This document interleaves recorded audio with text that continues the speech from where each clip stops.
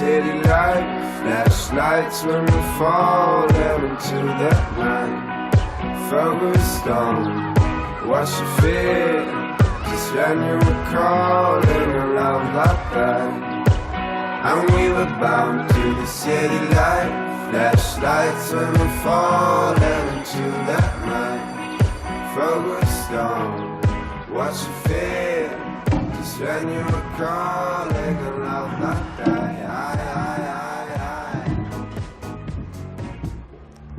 Pagas las multas que te ponen, comida, la factura, el cole y conseguir un trabajo. son billetes. Con los billetes pagamos, por ejemplo, cuando vamos al McDonald's. O también como botellas de agua, comida, los bares cuando vamos. El dinero es para botellas de agua, vino y champán. Para pagarle a los impuestos, al alcalde, para comprar lo que necesita, como una casa, los daños de la casa, el agua, la luz. No tenemos que exagerar tanto, vale comprar alguna que otra cosa que no vamos a necesitar, pero no puedes comprar algo que no te hace falta tantas veces.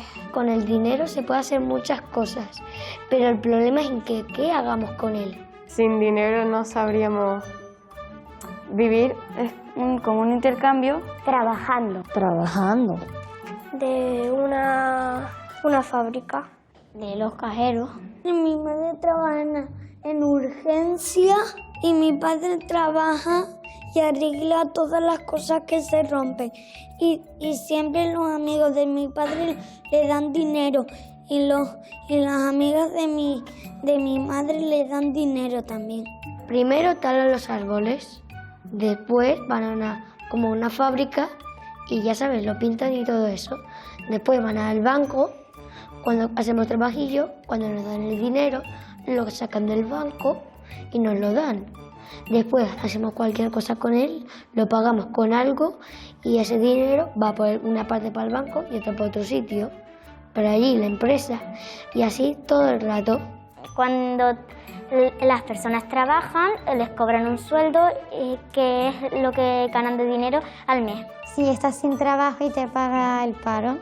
Si alguien te compra algo que tienes, pues también puedes conseguir dinero.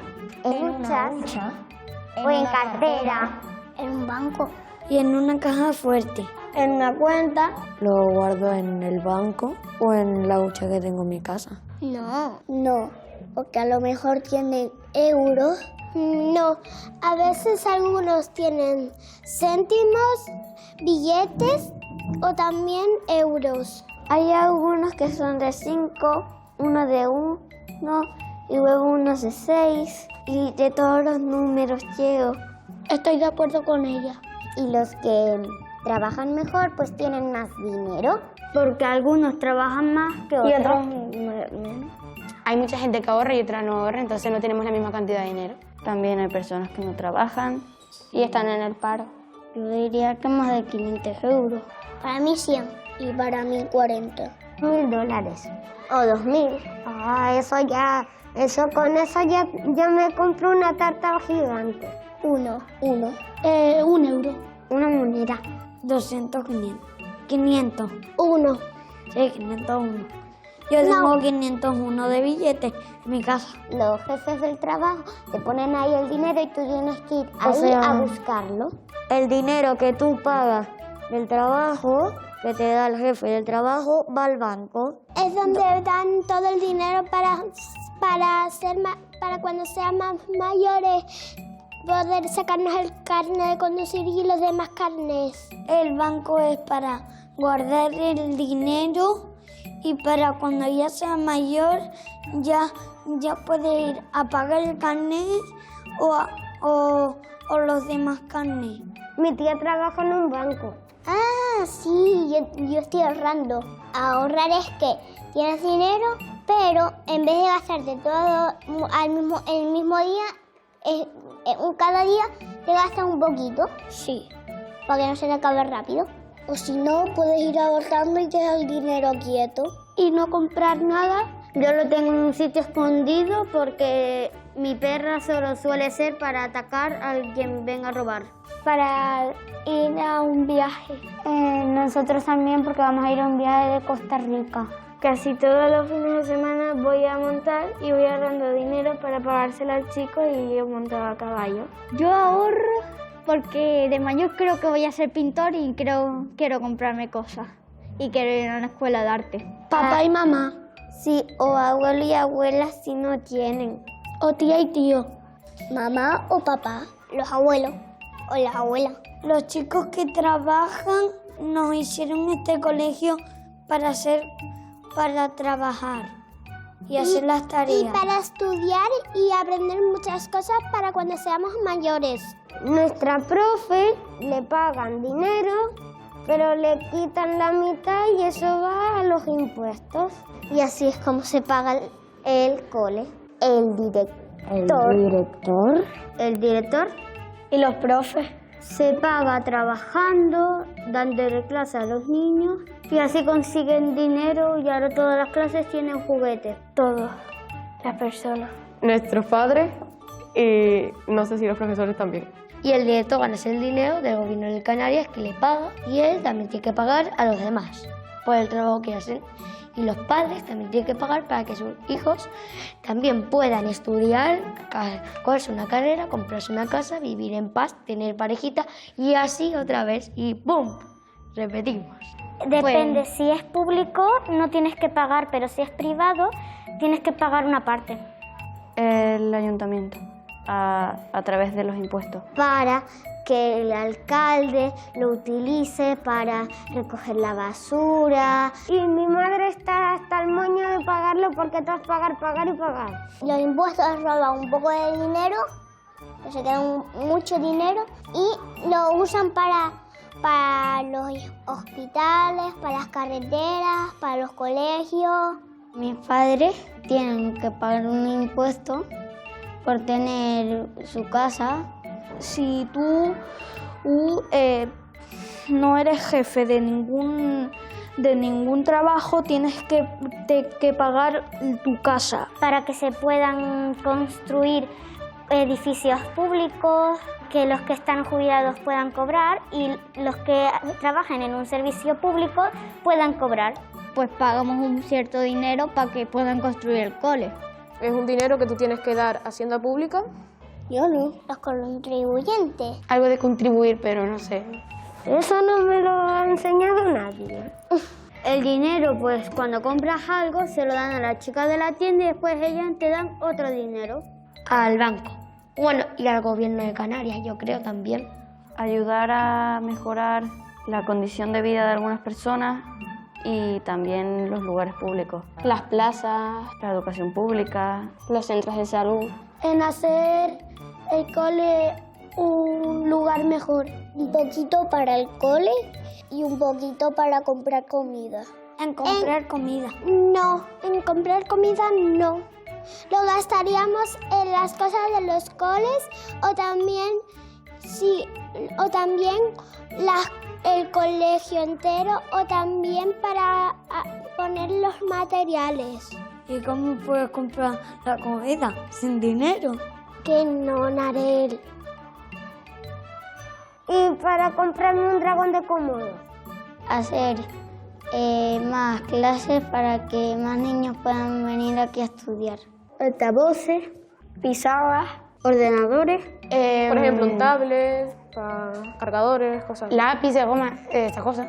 Por Como ejemplo, las un ventanas. árbol que está ya en el recreo, que está partido. O las ventanas. Están rotas.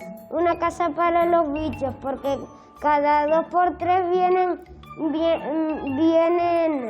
aquí al cole arañas, moscas. Creo que los baños. Tan cochinos. Una tubería rota que está allí y que sale todo el pipí de los baños y huele fatal. Ah, por cierto, esto va para los profes. Arreglen las canchas, que yo casi me tuerzo un tobillo en una de las grietas. En serio, muchos nos hemos caído. Arréglenlo ya. Algo público. Sí, el dinero público Es que va pasando de gente a gente. Tú vas a pagar tu comida, no vas a pagar la comida de los demás, entonces eso es privado, es solo para ti. Pues lo público es que puede ir cualquier persona y lo privado tienes que pagar para ir. No lo sé porque yo no me meto en esos asuntos, pero algún día lo descubriré. ¡Lo descubriré!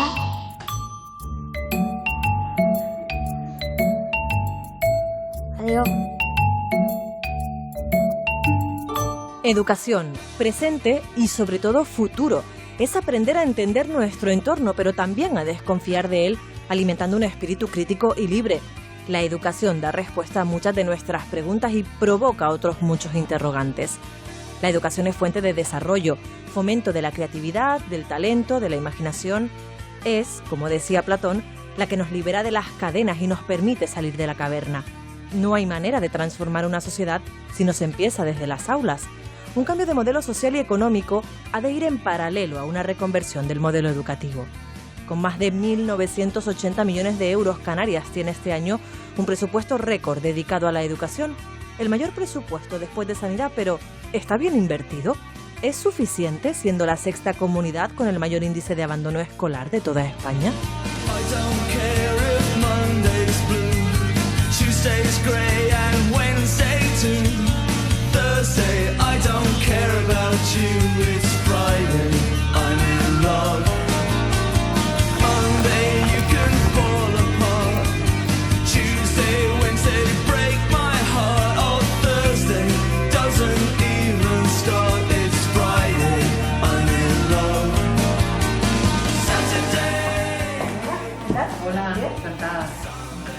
Manuela de Armas, consejera de Educación del Gobierno de Canarias. ¿Qué recuerdos le trae este lugar?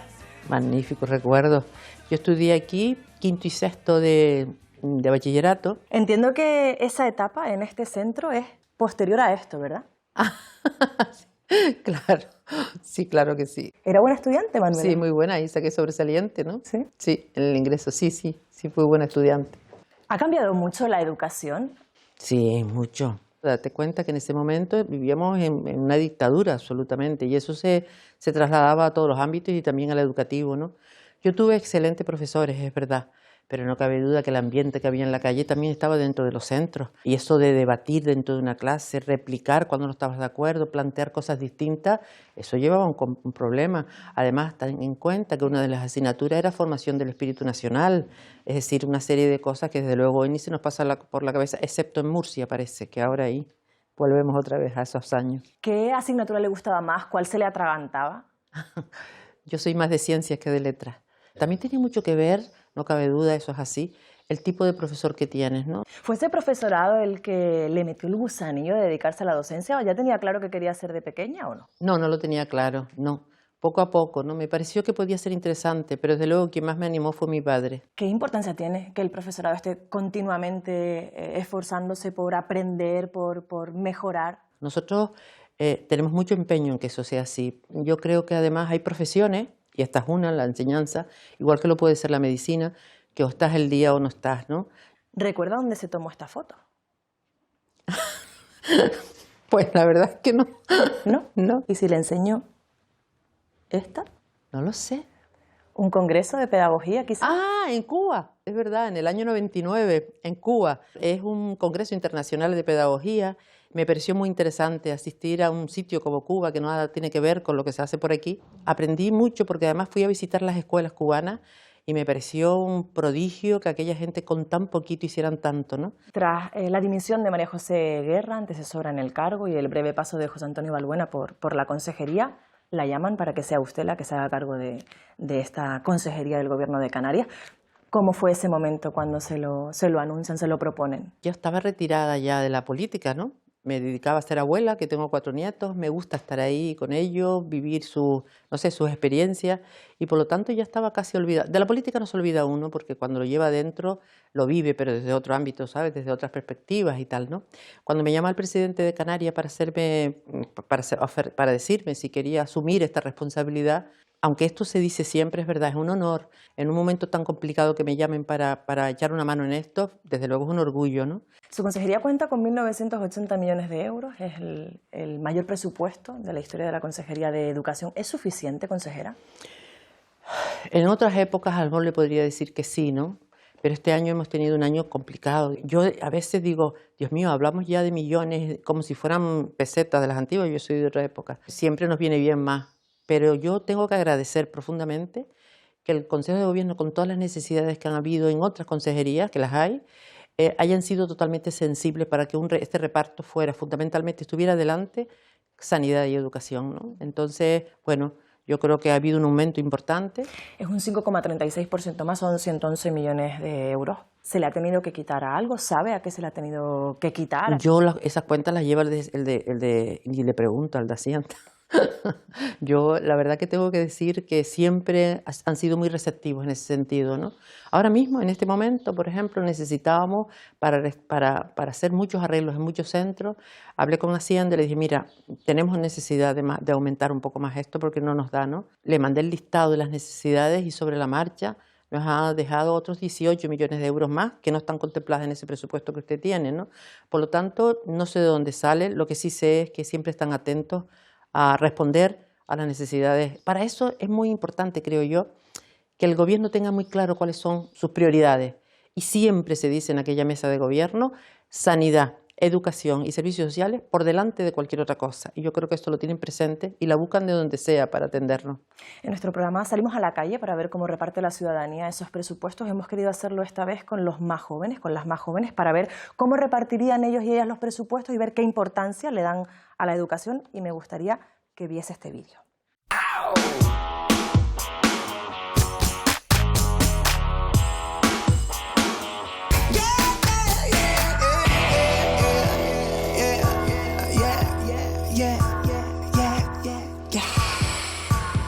Hola Iker. Hola. ¿Cuántos años tienes? 12. ¿Y en qué curso estás? En primero de la ESO. ¿Qué es lo que más te gusta? ¿Qué asignaturas? Me gusta mates, también me gusta lengua. Bueno, las mates te van a venir bien aquí para distribuir los 100 céntimos que te acabamos de dar. ¿Cómo lo distribuirías tú? De momento 10 a sanidad. ¿Y por qué?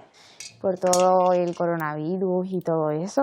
10 a educación. O sea, equitativo, tanto de educación como sanidad. No, 20 para sanidad. 20 para sanidad, o sea, otros 10 para sanidad. El sector primario y turismo y comercio, 10. Muy bien. A obras, 5. ¿A obras? 5 de momento. Sí. A justicia y seguridad, 10. ¿Por qué lo consideras importante justicia y seguridad? Para darle Porque el 10%. es importante que se cumplan leyes y todo eso.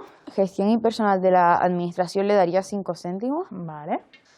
Pago de la deuda, 5. Vale, o sea, para ir devolviendo poquito a poco el dinero. Ya vivienda, le daría 5 también. Sí, es importante. 5 céntimos a empleo.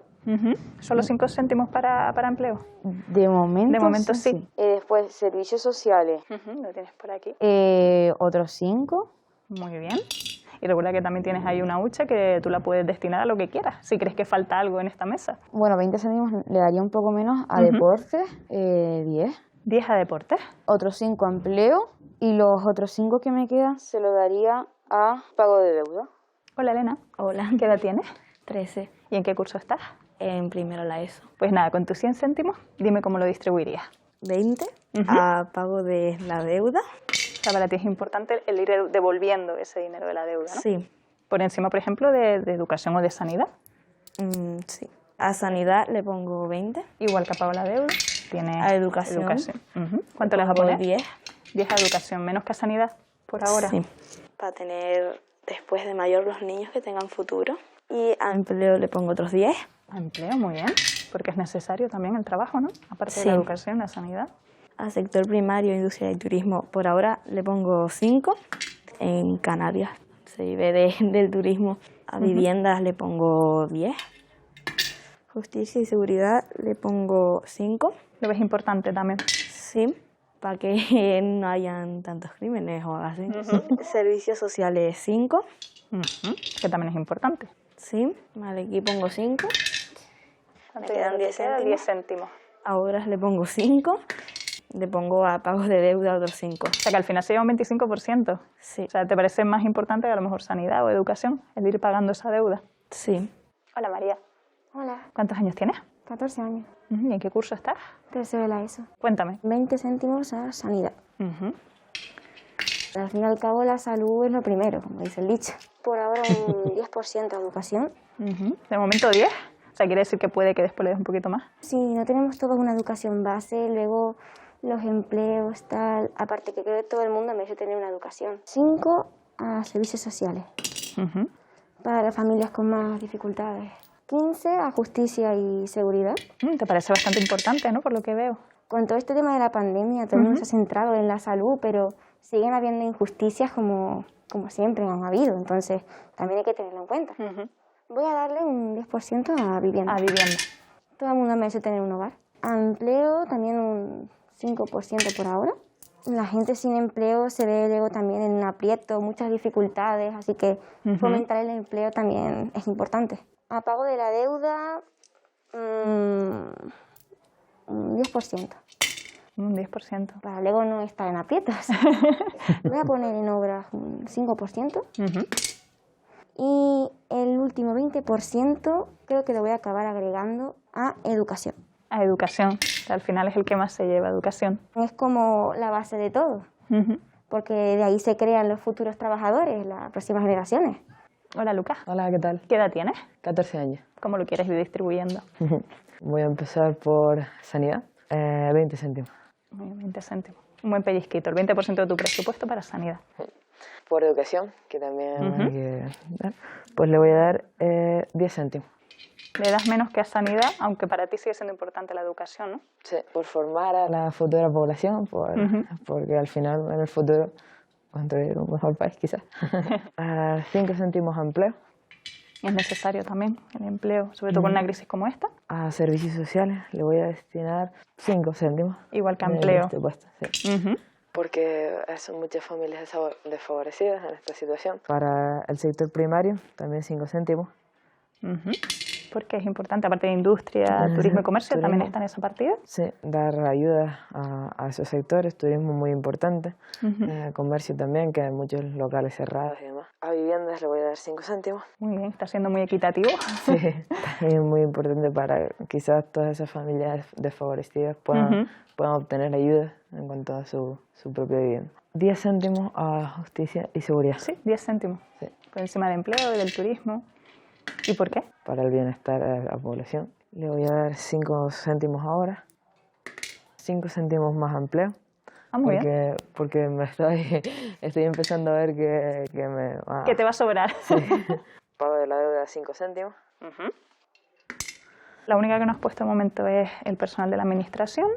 Yo creo que veo otras cosas más importantes. Yo creo que lo voy a dejar en ese 5 céntimos más a sanidad, que al principio le di 20. Y sería el 25% de tu presupuesto. O sea, un cuarto de tu presupuesto es sanidad. A educación se lo voy a dar. ¿Que le das otro 20? Sí. ¿Te ha parecido difícil distribuir los presupuestos? Muy difícil. Todo el mundo quiere tirar de su parte, pero bueno, es un buen ejercicio, me gusta. Deberíamos hacer más partícipes a los niños y niñas en este tipo de decisiones, en este día a día de la sociedad. Yo creo que si nosotros fuéramos capaces de transmitir esto a los chicos desde jóvenes, cómo, efectivamente, a dónde va su dinero, por qué es importante una serie de cosas. A veces nos parece que lo público es ajeno, ¿no? Tú ves, por ejemplo, como algunas jóvenes, pues, por ejemplo, una cosa muy sencilla, rompe una papelera, ¿no? Yo creo que si él se diera cuenta que esa papelera no es que no sea de nadie, sino que es de todo. Yo creo que ese tipo de pedagogía tenemos que hacerlo, ¿no? Según el Sistema Estatal de Indicadores de la Educación 2020, con datos recogidos en 2017, Canarias era la 11ª, estábamos a la cola en el gasto público por alumno. Este año, por ejemplo, tenemos ha sido un 4,53, creo, con respecto al PIB, ¿no? Usted sabe que la Ley de Educación ponía como tope el año 22 para llegar al 5% del PIB, que además es un número, una cifra, yo creo que bastante interesante y bastante ajustada a la realidad, a las necesidades que tiene Canarias en educación, ¿no? Yo creo que cada día conseguimos que efectivamente se le dé más importancia a la educación y por lo tanto el presupuesto sea mayor.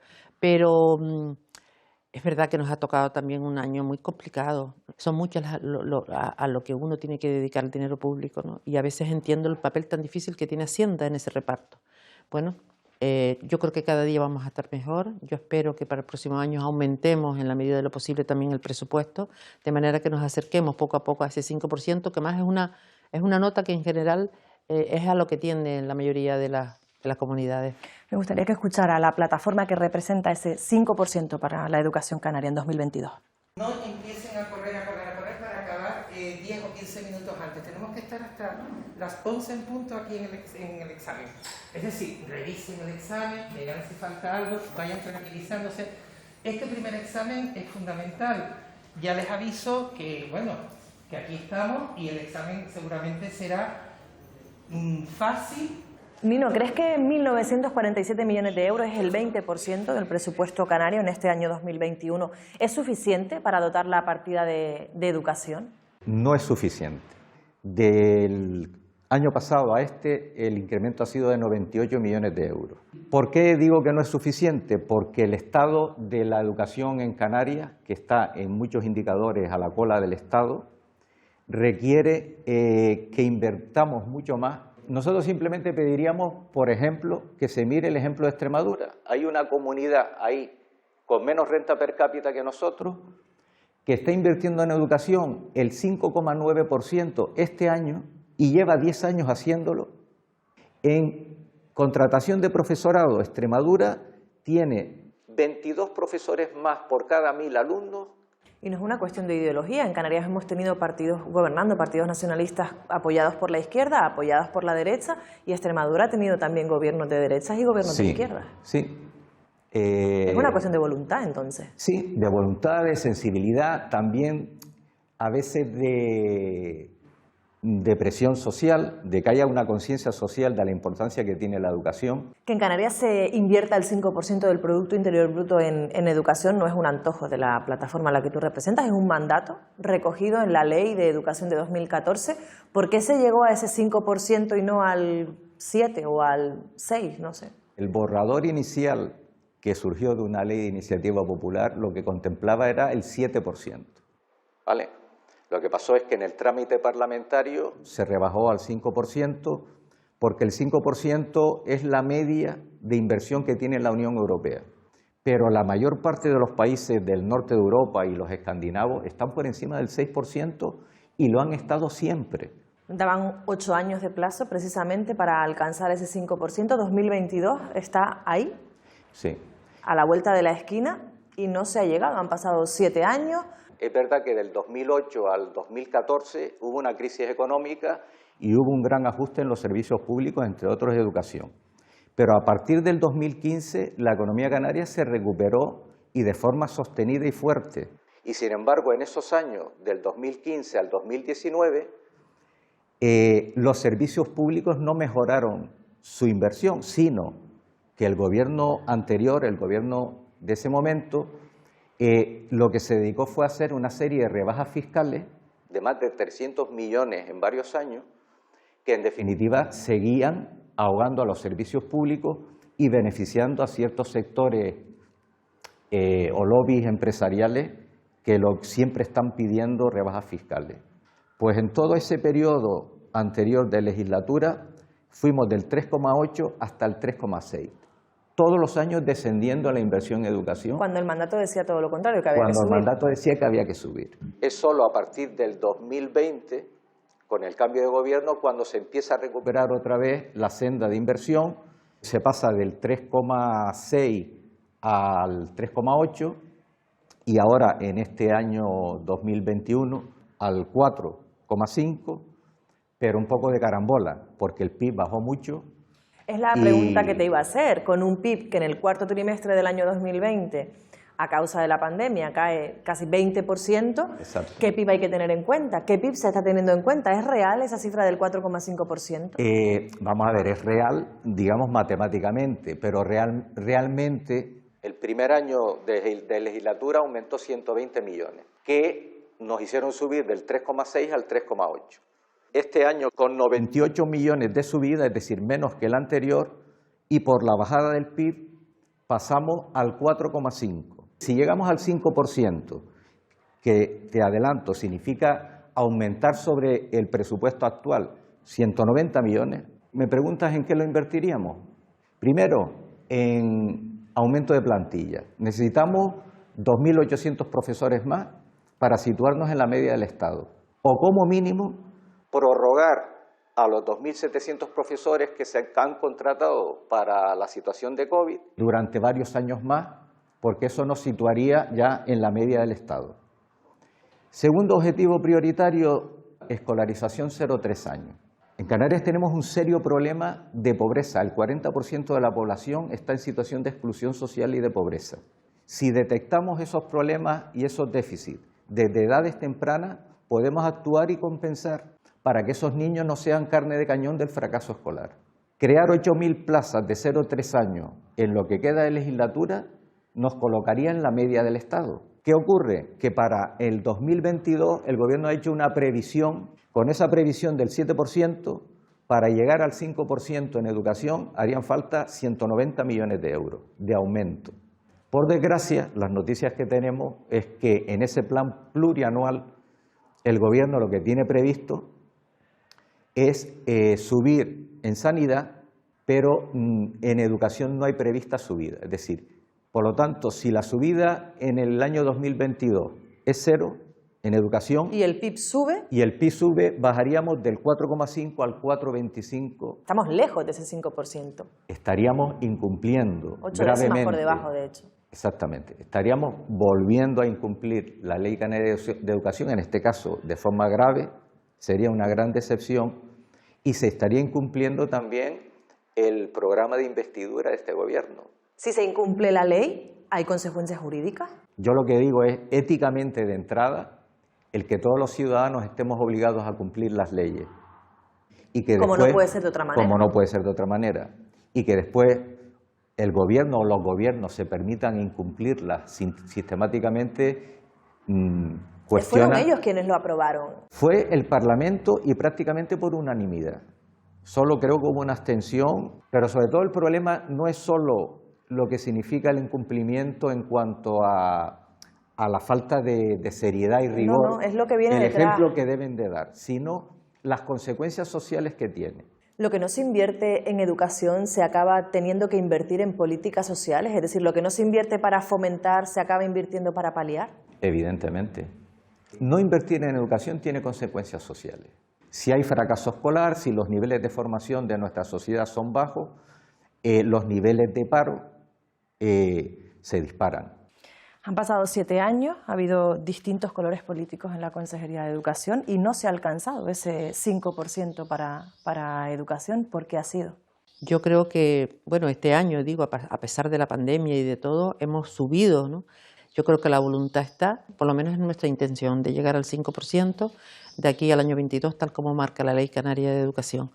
¿En qué porcentaje de presupuesto nos quedaremos de cara al próximo ejercicio 2022 y si no se puede seguir el ejemplo de Extremadura? Bueno, claro, por eso decía que esa es nuestra pretensión. Si nosotros vamos a dedicarnos, por ejemplo, a aumentar las plazas en 0 a 3 años, necesitaremos más presupuesto. Si nosotros estamos ahora mismo apostando fuertemente por la formación profesional, vamos a necesitar más recursos. Por lo tanto, con esas 2 líneas solas, que son otras muchas más, ya el presupuesto tiene que subir si queremos atenderlo. Eso va a hacer que efectivamente en el presupuesto que empecemos a elaborar, normalmente empezamos desde agosto o así, para después aprobarlo en diciembre, eso estará sobre la mesa, ¿no? Si usted dependiese, Manuela, ¿qué porcentaje del Producto Interior Bruto canario destinaría a la educación? Mira, a mí me gusta ser justa, ¿no?, con las cosas, y yo no puedo decir que la educación, que es muy importante, no sea tan importante como la vivienda para muchas personas, como la comida para muchas personas. Entonces, bueno, el 5% es una cifra que yo me conformo, por ahora sí. Consejera, hablaba usted de la educación de 0 a 3 años. ¿Ese plan contempla, por ejemplo, la implantación de este tipo de plazas en islas como El Hierro? Según la web de la Consejería, no tienen ahora mismo plazas. Sí, claro. Nosotros hemos hecho primero que nada un diagnóstico. Y en ese diagnóstico, que esté bien dice, El Hierro y algunos municipios, no solamente la isla del Hierro, sino algunos municipios no tienen. En todo caso, pueden tener alguna guardería, pero no está reconocida como escuela infantil, que es lo que tiene que hacerse, adaptarse a la norma. Esta etapa educativa tiene mucho que ver con los ayuntamientos, casi siempre ellos son, bueno, de hecho son ellos los que la desarrollan, los que los atienden, los que los gestionan. Es verdad que reciben dinero nuestro en algunos casos, pero me parecía que era muy importante tener un plan clarito y de hecho este año hemos elaborado un decreto que les va a permitir que en aquellos casos que los interventores de esos ayuntamientos no le permitían, con buen criterio, porque no era una competencia propia de los ayuntamientos, poner dinero para gestionar las escuelas infantiles, puedan hacerla. Eso va a durar un año que nos va a permitir a nosotros tener terminado ese plan de 0 a 3 años. Ese plan ya está en marcha. De hecho, ya tenemos el instrumento de cooperación entre los ayuntamientos y nosotros. Ya nos sentamos con la FECAM para el primer borrador empezar a discutirlo. Y después hay otra cosa que completa el plan. Hay muchos centros vacíos, que se están quedando vacíos. Esas aulas las vamos a reconvertir precisamente en aulas de escuelas infantiles, es decir, en el periodo, en el tramo de 2 a 3 años, ¿no? Tenemos que llegar como mínimo al final de legislatura al 33%, que ahora mismo, no, desde luego estamos bastante por debajo, ¿no? Ese va a ser el primer tramo, el primer compromiso que tengamos. 1.980 millones de euros tiene su consejería, se dice pronto, pero son muchos millones de euros. ¿A qué se destina fundamentalmente ese dinero en la Consejería de Educación? La mayor parte de ese dinero se va al personal docente y no docente, ¿no? Eso se lleva, yo le podría decir que cerca, si no es un 80, o sea, es muchísimo dinero. Los equipos de orientación este año lo hemos aumentado el número 80 personas más. Yo creo que la atención a la diversidad, cuando se hace desde temprana edad, tiene muchísimo, y identificas qué es lo que le pasa a este alumno para poder darle los recursos necesarios. Nosotros gastamos 43 millones de euros para transportar a los niños de Canarias todos los años. En cuota cero tenemos más de 14.000 niños y en cuota E, que pagan un mínimo, lo mismo más o menos, unos 25.000 niños atendemos nosotros. Además, becamos a otros en menor medida, pero también se becan. Quiero decir, eso también sale de educación, el transporte, el comedor, los libros de texto y, por supuesto, las infraestructuras, ¿no? Hemos vuelto a contar con los más jóvenes para ver si ellos reparten esos 1.980 millones de euros como lo hacen los representantes políticos. Hola, Daniela, ¿qué Hola, tal? ¿Qué bien. edad tienes tú? 15. ¿Y en qué curso estás? En cuarto de la ESO. ¿Y ya tienes claro lo que quieres ser de mayor? Sí, periodista. Ah, muy bien. Son las partidas más importantes dentro de educación. Vale. Entonces, me vas diciendo, ¿cómo lo distribuirías tú? En el uso de las TICs pondría 20. ¿Te parece importante? Sí. Todo lo que es la utilización de nuevas redes sociales, nuevas tecnologías y todo. tecnologías. Al personal docente le pondría 10. Muy bien. A la FP le pondría 10 también. FP, educación de adultos, Sí. porque es importante, Porque porque le das un 10. así pues el país no solo puede salir con nosotros los alumnos, sino también con gente mayor que está dispuesta a estudiar. Para la limpieza pondría 10. Limpieza y ya que, desinfección. sí, ya que ahora con el coronavirus pues es bastante importante. Muy A bien. las mejoras y las reformas les pondría otros 10. Ajá. ¿Te parece importante que se Sí. reformen bien los centros? Sí, el personal no docente le pondría 5, Ajá. que tiene importancia pero no tanta. A la educación de primer ciclo de infantil le pondría otros 5. A la universidad les pondría 10. Además que tú tienes intención de ir a la universidad precisamente. Con los 20 Se que los te quedan. pondría a la ordenación, innovación y calidad educativa. Hola, Chloe. Hola. ¿Cuántos años tienes? 16. ¿Y en qué curso estás? Primero de bachiller. ¿Por dónde empezarías? ¿Qué es para ti importante? Universidades. Universidades. 20 centímetros. 20 céntimos a universidades. ¿Es importante la universidad? Sí. El profesorado también es importante, así que voy a poner 10 centímetros en cada uno. 10 céntimos en personal no docente y 10 céntimos en personal docente. Exactamente. Muy bien. Las FP yo creo que son también importantes, no tanto a lo mejor como, bueno, es importante, sí que necesitan darle una oportunidad a las personas que no pudieron estudiar en su momento. Pues en la educación digital, pues también es importante. Sí, de hecho, medio curso del año pasado tuvieron que poner estar 5 centímetros. 5 céntimos de momento. Sí. Vale. Te queda, por Limpieza ejemplo, y, bueno, limpieza y desinfección. Estamos con COVID, eso es importante ahora. 10, venga. Muy bien. Pero después cuando no haya COVID... Bueno, habrá que seguir limpiando también, ¿no? Sí, también es verdad. Te queda, por ejemplo, transporte escolar, ayudas para libros de texto, reformas y mejoras. Eso. El ayuda Los de libros de libros texto. Sí, es Cuesta un montón. importante. Sí. Voy a poner ¿Cuánto le vas a 20. poner? Voy a poner 20. Todo el mundo gratis. Reformas. Sí, las mejoras. Esta de 10 porque... O sea, es necesario que los centros educativos Sí, estén que... en buen estado. Sí, claro. Vale, ordenación 5. Y... Pobrecitos los niños, no los puse. Ya está. Hola, Marta. Hola. ¿Cuántos años tienes? 15. ¿Y es qué curso estás? En cuarto de la ESO. ¿Y ya sabes lo que quieres hacer dentro de unos años? Sí, turismo y si no, pues algo relacionado con la economía y esas cosas. Ah, pues muy bien, relacionado con la economía va esto. Así que con tus 100 céntimos Dinos cómo distribuirías los presupuestos de educación. El uso de las TIC y la educación le voy a poner 25, ya que ahora las estamos usando bastantes y pues el año pasado nos ayudaron a poder seguir con los estudios y muchas cosas. A la limpieza y el desinfectación le voy a poner un 20 porque se necesita, porque ahora con el tema del COVID, pues antes limpiaban, pero ahora se necesita más todavía. Al personal docente le voy a poner un 10 porque creo que es importante. A transportes escolares y ayudas para libros de texto creo que es importante porque no todo el mundo puede permitirse comprarse un libro y pues si alguien le puede ayudar pues está bien, al igual que en la guagua, si no puedes llegar a casa de otra forma, pues con el transporte te puede ayudar. En la educación de adultos le voy a poner también 10 porque también no hace falta solo nosotros, sino que el país puede también depender de ellos. El personal docente pues le voy a poner también 10. Al ciclo de infantil pues le pongo 5. Porque son importantes, pero no tanto porque todavía son chiquititos. Y a las universidades pues le pongo los 10 que me quedan, porque es importante y como también me gustaría ir, pues... Hola Antonio, ¿qué tal? Hola, ¿qué tal? ¿Qué años tienes tú? 16. ¿Y ya sabes lo que quieres hacer dentro de unos años? Sí, profesor de historia porque me parece interesante y está guapo. Pues nada, tú nos dices cómo distribuirías esos 100 céntimos que tienes.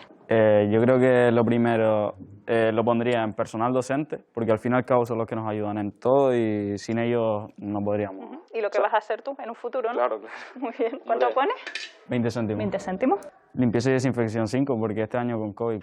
Es necesario que sí, esté la verdad todo es que sí. limpio y desinfectado. Uso de las TICs voy a poner 25. O sea, un cuarto de tu presupuesto se va para allá. Sí, porque el año pasado tuvimos casi todo el curso con COVID y la verdad es que ha ido bastante. 10 a la universidad, a la UN. Transporte los centros educativos. La verdad es que la guagua siempre salva. El bono joven, una maravilla. La FP y educación de adultos le voy a poner 10 porque hay gente que no pudo estudiar a tiempo y me parece genial. O sea, que puedan estudiar ahora. Que puedan estudiar ahora, aunque claro. no hayan estudiado, claro. Personal no docente le voy a poner 5 céntimos. Reformas le voy a poner 10, porque la verdad es que es importante. Pues 5 céntimos. ¿Para infantil? Sí, para los pibitos. Muy bien. ¿Te ha parecido difícil distribuirlo, Antonio? La verdad es que sí, es bastante difícil. ¿Qué le parece cómo han repartido los jóvenes? Muy bien, todos ellos han coincidido en darle mucha importancia a la digitalización. Nosotros también. Y nos ha salvado mucho, ¿no? Por ejemplo, cuando nos confinaron el 14 de marzo, no estábamos preparados, ni nosotros como educación, ni la sociedad en general, hemos hecho un plan digital para el siglo XXI en Canarias. Y además estamos de enhorabuena en ese sentido, porque también el Estado está apostando por eso. El Ministerio ahora mismo, bueno, firmamos un convenio con ellos, de manera que de los 10 y pico millones que valía lo que estamos haciendo, 8 millones y algo lo pone el Estado y nosotros ponemos el resto, ¿no? Hasta llegar a los 10 millones y algo. De hecho, estamos recibiendo ya más de 24.500 dispositivos que se van a repartir. Además, la formación del profesorado es fundamental. No es lo mismo, o sea, vamos a ver, a veces creemos que una clase online es tener el ordenador y que el alumno esté por el otro lado y ya está. No, eso lleva muchísimo más, ¿no? Hemos firmado un convenio con Google, ahora estamos con Microsoft también, de manera que nos va a permitir tener una serie de herramientas que no teníamos antes. Por ejemplo, las aulas virtuales, ¿no? Ahora mismo, además, Canarias es pionera en algo que inauguramos hace muy poquito, Aula Canaria en línea se llama, donde los niños vulnerables al COVID o su familia, alrededor de 130 o 140 niños están en esta aula, de manera que los profesores, los tutores, forman aulas con estos niños, por ejemplo, por nivel, evidentemente, pero en un tercero, por decir algo, de primaria, puede haber 2 niños del Hierro, 4 de La Palma y 3 de Lanzarote, pero forman un grupo y se cohesionan como clase, reciben todo, ¿no? Niños que llevan mucho tiempo o que están enfermos o que tienen dificultades, ya digo, para relacionarse con otros niños, que eso se puede hacer a través de las redes, nos ha parecido genial, ¿no? No solo es importante saber a dónde va el dinero, también si se gestiona de forma eficaz y al final esa eficacia también en la gestión se traduce en eficacia educativa. Nos gustaría que viera uno de los ejemplos de un modelo educativo de los más exitosos del mundo. Finlandia, el país de los contrastes, de los fiordos, el bosque y la nieve, de las auroras boreales y el sol de la medianoche. El país en el que vive Papá Noel y otros 5,5 millones de habitantes, medio millón de ellos en edad escolar.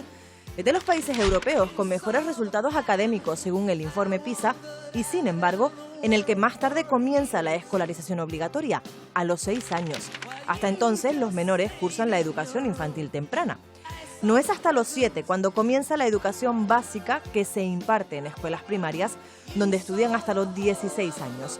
Es entonces cuando el alumnado, como ocurre en España, decide entre bachiller o formación profesional para posteriormente seguir hacia universidades o escuelas profesionales y continuar con las diplomaturas y licenciaturas. Una elección a la que ayuda el sistema de orientación individual que tiene cada estudiante a su disposición.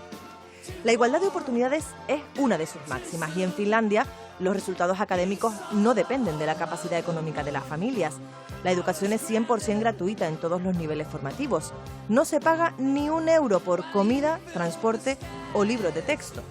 Si en preescolar la clave es adquirir destrezas y conocimientos a través del juego, la educación básica centra su atención en enseñar materias comunes como lengua, ciencias ambientales o sociales y matemáticas, pero también destrezas para la vida cotidiana como economía doméstica o artesanía. Se persigue crear alumnado éticamente responsable con la sociedad y todo eso durante no más de 4 horas diarias de clase. El profesorado es el mismo durante los 6 primeros cursos escolares de los menores y organiza el contenido académico atendiendo al currículum que marca la ley. En un país con unos ratios de 19 alumnos por aula, la atención y la evaluación es continua y el alumnado incluso es capaz de autoevaluarse. El sistema educativo que pudo conocer in situ parte del profesorado del Instituto Juan Pulido Castro de Telde a través del programa Erasmus Plus. Solo en 2019 realizaron intercambio alrededor de 940.000 personas de la Unión Europea.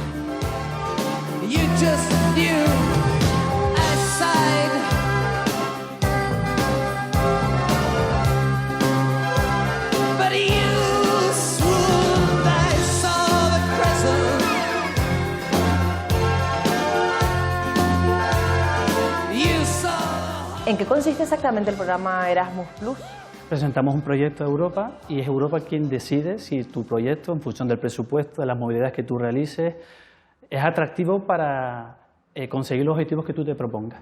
Mira, el primer proyecto que nosotros hicimos era la integración de las TICs, de las nuevas tecnologías, dentro del sistema educativo. Cómo otros países trabajaban las nuevas tecnologías. Nosotros, en este caso, en el primer año queríamos Finlandia porque entendíamos que Finlandia era un país que top a nivel mundial y sobre todo a nivel europeo, que es donde más cerca estábamos. ¿Qué fue lo primero que les impresionó? La organización, el silencio. Cambiaban las horas de clase y no había ningún tipo de ruido. O sea, la tranquilidad fue lo que más nos llamó la atención. Nos sentábamos en la parte de atrás un poco de la clase para no llamar la atención y íbamos tomando notas y viendo. ¿Qué diferencias encontraron en el sistema educativo finlandés con respecto al canario? Con respecto al alumnado, el alumnado es muy autónomo. El tema del idioma es fundamental. Nosotros nos llamaban la atención como niños de 14, 15 años, manejaban perfectamente el segundo idioma, aparte del finlandés, y aún así se incluían un tercer idioma. Desde el punto de vista organizativo eran tremendamente organizados. En cuanto a organización del centro, ellos organizan el sistema educativo, por lo menos que nosotros percibíamos, lo organizan por módulos. Los módulos duran en torno a 4 o 6 semanas y los alumnos constantemente van cambiando esos módulos. Si el concepto de materia de asignatura que nosotros tenemos de 9 meses no era así. Ellos cada 4 o 5 semanas, 7 semanas, mejor dicho, iban cambiando. Iban cambiando el profesorado, iban cambiando las aulas. En función de la asignatura, el alumnado iba a una aula donde estaba totalmente montada y preparada. Nos llamó la atención cómo los iPads estaban ahí, no estaban escondidos ni bajo llave, y ellos lo vivían como una cosa normal. En clase, si era necesario, cogían el iPad, lo utilizaban. Ellos trabajaban con su móvil. En los descansos los alumnos podían salir y a tomar café. Nos llamó la atención, ¿los dejan tomar café a un alumno? Nosotros pensamos, estamos locos. Uno de los aspectos que más nos llamó la atención es que comían con el profesorado. Si me voy a sentar al lado de un alumno y venía bien porque, entre comillas, una pequeña tutoría, lo animaba o el alumno te hacía algún tipo de preguntas y a nosotros nos llamaba la atención. Nos decían que en época cuando nevaba mucho era imposible el desplazamiento. Daban clase pues, con una cámara web, con una web sin ningún problema. El profesor se nos conectaba y de hecho vivimos, porque en esa época fuimos en abril y había todavía bastante frío. Vivimos cómo ayudaba una clase absolutamente online. ¿Fue el primer recuerdo que te vino a la cabeza con el confinamiento del año 2020? Sí, lo atrás que estábamos, lo mal preparados que estábamos. ¿Quién decide qué asignaturas se dan? Tampoco pueden profundizar mucho en 7 semanas. interese tanto profundizar en unas matemáticas, en una educación física, yo doy educación física, interesa profundizar que el alumno sepa perfectamente todas las técnicas del baloncesto, por ejemplo, a mí lo que interesa es sensibilizar sobre ese deporte y si le gusta, que salga fuera al exterior y se apunte a nivel participativo en un club. ¿Y ellos deciden también hacia qué rama dirigirse, eligiendo las asignaturas en cuestión, ¿no? Sí, sí, ellos se van especializándose, pero teniendo una formación muy general. El sistema educativo finlandés, el concepto de repetición, el concepto que tanto se está oyendo ahora con la nueva ley educativa, no estaba en su vocabulario. Nosotros cuando les explicamos que un niño de primero de la ESO con 3 o 4 materias suspendía, ellos no lo entendían. No era tan importante en la nota en sí, sino el tener la competencia. En cuanto a las infraestructuras, ¿también hay diferencias? Sí. ¿Y el profesorado, cómo lo viste?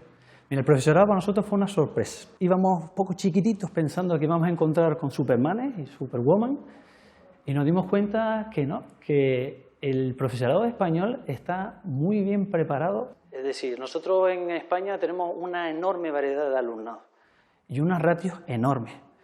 En Finlandia las ratios son mucho más pequeñas y es mucho más fácil atender el profesorado. Cuando la ratio es mayor, la dificultad es mayor, tú tienes que prepararte mucho más. Sí es verdad que el profesorado está mucho mejor valorado a nivel social. No habían tutorías con padres prácticamente, porque el alumno era responsable de su enseñanza, los padres confiaban mucho en el profesorado. ¿Cuál era la percepción también con respecto al profesorado finlandés del sistema educativo español que percibían ellos, cómo lo percibían? Nosotros coincidimos con una profesora de español, que era finlandesa. Y ella decía que ella echaba de menos el poder importar de España a Finlandia ese calor, esa capacidad para poder, porque el alumnado canario es un alumnado que participa, va muy bien en debates. El alumnado finlandés hay que tirar un poco de ellos, porque su carácter es mucho más cerrado y costaba un poco más. ¿A tu vuelta lograste implementar alguna experiencia de la que viviste en Finlandia aquí en tu centro educativo? Cuando vinimos lo primero que hicimos fue hablar rápidamente con la dirección. Entonces intentamos transmitirle que realmente las nuevas tecnologías va a ser el futuro. De hecho, fue uno de los aspectos que a nosotros ya nos convenció como centro educativo, mucho antes que la consejería entendiera que seguían pensando en el libro de texto. El libro de texto solo tiene una opinión de un editorial, de un autor. Una de las cosas que yo como docente intento inculcar a mi alumnado es la autonomía. Y eso al alumnado, a él le resulta mucho más cómodo cuando le digo página 1, ejercicio 1, hazme esto. Pero si yo le digo, ahora ponte en grupo y vamos a trabajar este tema. Hay que nombrar distintos portavoces, secretarios, el grupo. Eso les cuesta más porque tienen que hacerles pensar. Yo creo que uno de los aspectos fundamentales del sistema finlandés es que se les hace pensar. Pero si queremos una sociedad crítica, hay que hacerlos pensar. ¿Crees que seríamos capaces de exportarle algo a Finlandia, a su sistema educativo? Nuestra capacidad para poder adaptarnos ante todas las dificultades que nosotros tenemos. Yo dudo mucho que un profesor finlandés estuviera aquí más de 2 meses trabajando. Se volverían locos. Mi éxito como docente va en función del número de aprobados y a mí eso me entristece.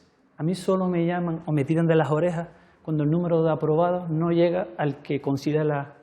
Y no se preocupan en el por qué ese número de aprobados no llega. Hay que pensar que hoy por hoy los alumnos nos vienen con una cantidad con una mochila emocional muy cargada. Cuando son ratios tan elevadas, ¿cómo lo hace? ¿Cómo lo hace? No pueden.